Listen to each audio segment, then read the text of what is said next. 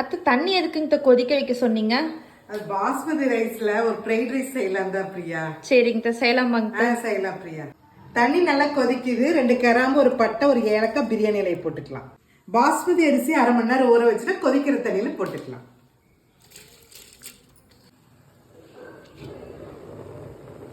சாதம் நல்லா வெந்துருச்சு.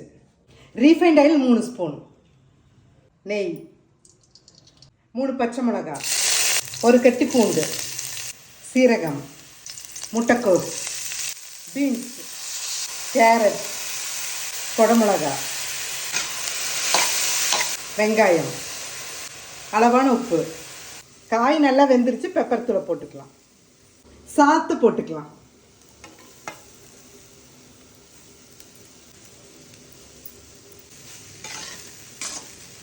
மேலே கொத்தமல்லி தழை போட்டுக்கலாம். Fried rice ready. இதே மாதிரி நீங்களும் செஞ்சு பாருங்க, சுவைச்சு பாருங்க. சுவைச்சு பார்த்து எப்படி இருக்குன்னு கமெண்ட்ஸ்ல சொல்லுங்க.